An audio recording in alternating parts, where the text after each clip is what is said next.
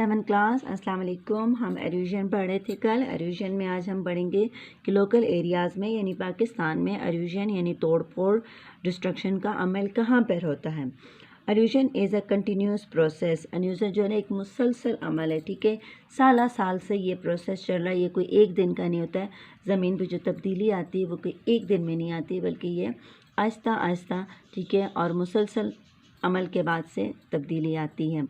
In Pakistan, river flowing down slope along the Himalaya and the Karakoram continue to erode these mountain ranges। जी, पाकिस्तान में जो reverse flow करते हैं, ठीक है, जो 5 रिवर्स हैं, इंडस रिवर है, चनाब है, रावी है, सतलुज है, ठीक है, सारे रिवर्स जो पाकिस्तान में फ़्लो करते हैं, जो डाउन स्लोप में करते हैं, ठीक है, नीचे की साइड पे नशीबी एरियाज़ के साथ जब वो जाते हैं हिमालय और कराकोरम के पहाड़ों के साथ, तो वो मुसलसल इन पहाड़ी सिलसिलों को एरोड करते हैं, टूट फूट करते हैं, ठीक है, और वो इन पहाड़ों की मिट्टी को, इन पहाड़ों से लाए हुए चट्टानी ज़रात को, ठीक है, मिनरल्स को वो अपने साथ साथ लेके जाते रहते हैं। Glacier on this mountain range also take part in eroding rock surface. Glacier यानी बर्फ़ का जो मूविंग तोदा होता है, यानी जो आइस का मूविंग मास होता है, जो सर्द इलाकों में साल बसाल गिरने वाली बर्फ़ के जम कर ठोस शक्ल इख्तियार कर लेने से बनता है, उसको हम ग्लेशियर कहते हैं, ठीक है। ग्लेशियर कैसे होता है?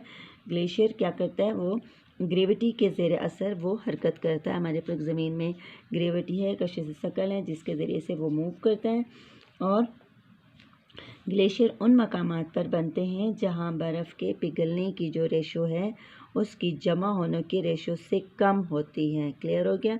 ग्लेशियर भी जब मूव करता है तो अपने साथ ये चट्टानी, यानी चूँकि ग्लेशियर क्या है, बर्फ़ होती है, ठीक है, मूविंग आइस होती है, जब वो गुज़रती है तो वो भी इन चट्टानों की सतह को एरोड तोड़ती फोड़ती रहती है, यानी वो भी इसमें हिस्सा लेती हैं। हमने जैसे पीछे उसमें भी पढ़ा मूविंग आइस में कि ग्लेशियर हरकत करता है तो वो 2 तरीके से सतह को एरोडेट करता है। एक तो वो उनको प्लैकिंग करता है, ठीक है, दूसरा उनको अब्रूजन करेगा।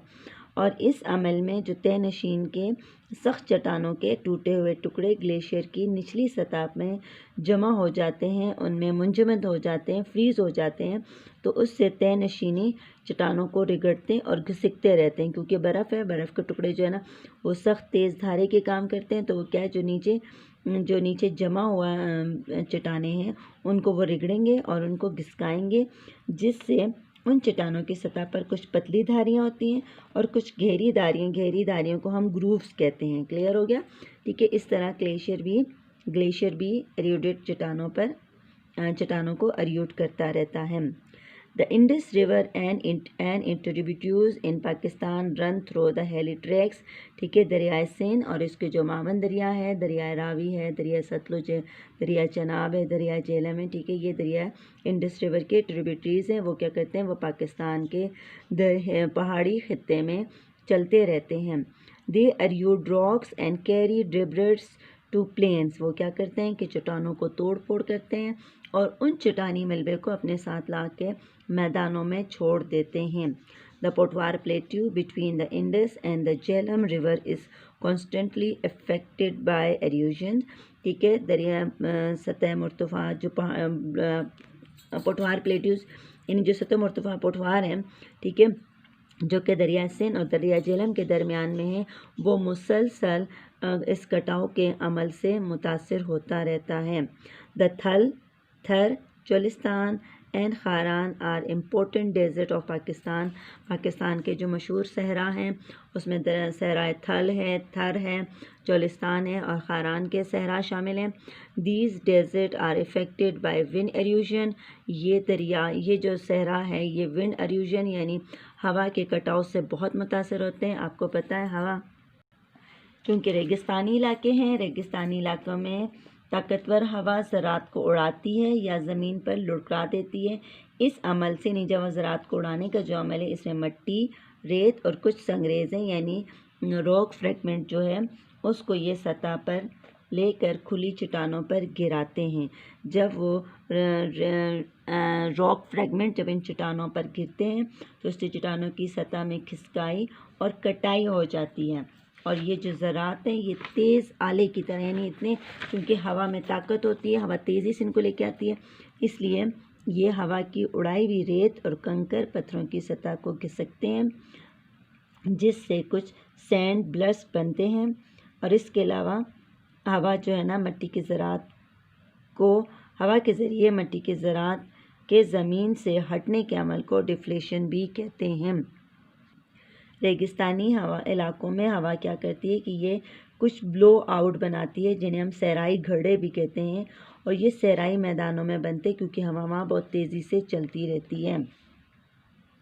इसके अलावा हवा क्या करती है, ये मट्टी के कुछ बारीक मटेरियल को, जिससे हवा सैकड़ों किलोमीटर दूर लेके जाकर किसी और जगह पर जमा कर देती है, ठीक है, यानी डिपोज़िट कर देती है, उसको हम लोइस कहते हैं, ठीक है। पाकिस्तान में पुठवार के सतह मुर्तफ़ा के करीब दरियाए स्वान के दोनों तरफ लोइस के मैदान पाए जाते हैं।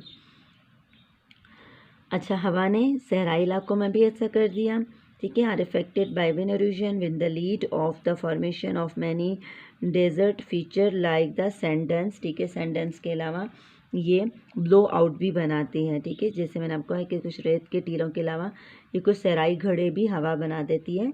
और ये इसके अलावा सहरा के अलावा ये लोइस, ठीक है, लोइस वो बारीक मिट्टी होती है जिसको ये उड़ा के लेके जाती है, उनको भी मैदानों में छोड़ देती है, उसको लोइस का मैदान कहते हैं।